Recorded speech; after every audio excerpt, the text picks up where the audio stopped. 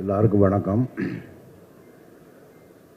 போன 11ஆம் தேதி இயக்குனர் எம் பாரதி ராஜா அவரோட நல்லடக்கம் வத்தலக்குள்ள நடந்தது.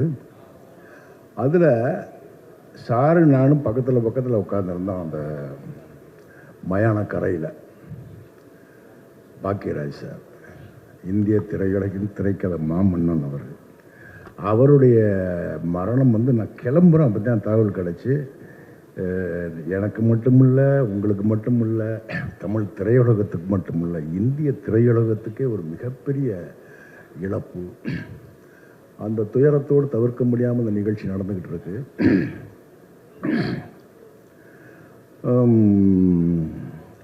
இந்த படத்துக்கு என்கிட்ட பேசுகிறாரு பாலாஜி. பேசுகிறாரு, சார் நான் அந்த மாதிரி பாலாஜி திருநெல்வேலியிலேருந்து பேசுகிறேன், ஒரு படம் பண்ணுறேன். வழக்கமாக கேட்க முடியாது, அதுக்கும் படம் பண்ணியிருக்கலாம், யாரோட ஒர்க் பண்ணேன் அதெல்லாம் கேட்குறான். நான் D3ன்னு ஒரு படம் பண்ணியிருக்கேன். அப்படின்னா D3ன்னு நான் நம்ம கவனத்துக்கு வந்ததில்லை. சரி, வழக்கமாக ஏதோ ஒருத்தர் சொல்கிறாருன்னு கேட்டுக்கிட்டே இருந்தேன். எதை பற்றியும் ஆர்வம் இல்லாமல் கேட்டுக்கிட்டே இருந்தேன். நான் அமெரிக்காவில் இருக்கேன் சார், அங்கே உள்ள சம்பாத்தியத்தை வச்சு தான் இதை நான் பண்ணலான் இருக்கேன். ஒன்று சார், நான் சரியாக பிடி கொடுக்காமல் போய்கிட்டே இருந்தேன். ஒன்று சார், இந்த படம் எடுப்பேன், இது தோத்துச்சுன்னா நான் எல்லாத்தையும் விட்டுட்டு அமெரிக்கா போயிடுவேன் அப்படின்னாரு. இந்த ஒரு வார்த்தைக்கு நான் மறுபடியும் எதுவுமே பேசலை. தேதியை கேட்கல, சம்பளத்தை கேட்கல, எதுவுமே பேசலை. சரி பாலாஜி பண்ணுறேன் பாலாஜி.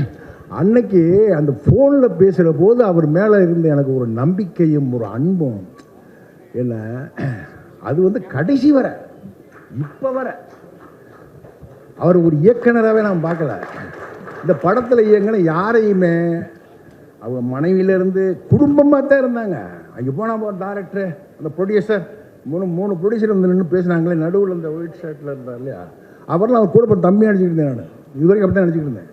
அவங்க தெரியுவாங்க. ஏன்னா மனைவி பார்த்தீங்கன்னா ஓடிக்கிட்டு தெரியுவாங்க.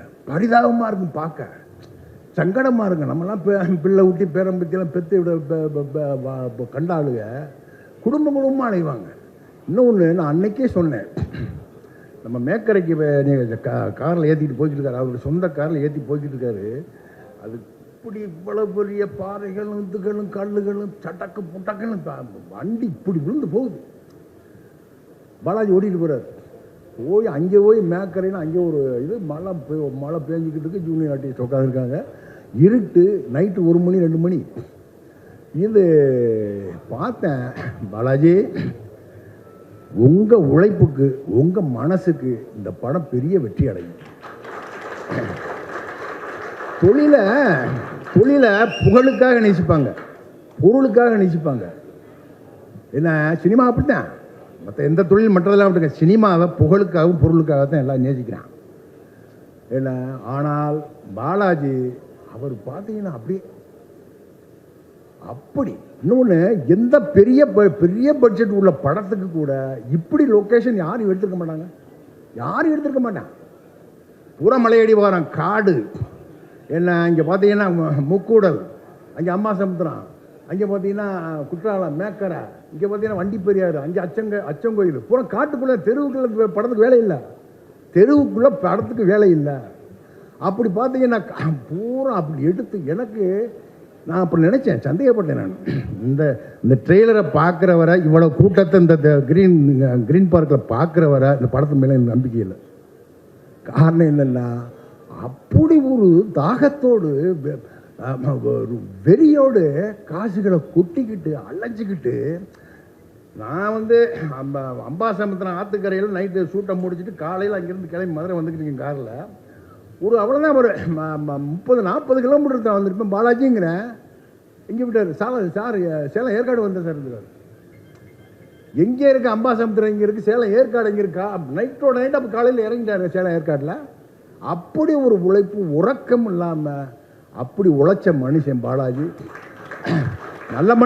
நல்ல மனுஷங்கிறதுனால இந்த பாராட்டுலாம் இல்லை, படைப்பும் அப்படி கொடுத்துருக்காரு.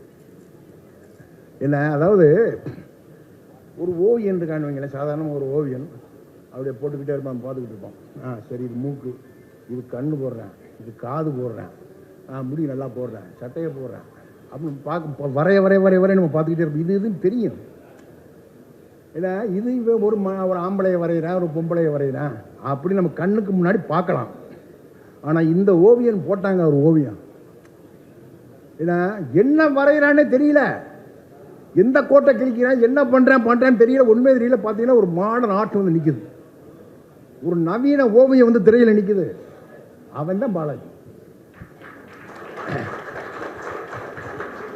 பாலாஜி அன்னைக்கு நீங்கள் சொன்னீங்க சார், தோத்துட்டேன்னா மூட்டை கட்டி நான் அமெரிக்கா போயிடுவேன். நீங்கள் நிச்சயம் போக மாட்டீங்க. ஏன்னா தமிழ் சினிமாவில் உங்களுக்கு மிகப்பெரிய இடம் இருக்கிறது. எல்லாரும் உங்கள் ஆதரவை தரணும். ஊடக நண்பர்கள் இந்த படத்துக்கு பெரிய ஆதரவை தரணும். நிச்சயமாக நான் பங்கெடுத்த இந்த படம் ஒரு மிகச்சிறந்த படமாக இருக்குன்னு நம்பிக்கையில் விடைபெறுகிறேன். நன்றி, வணக்கம்.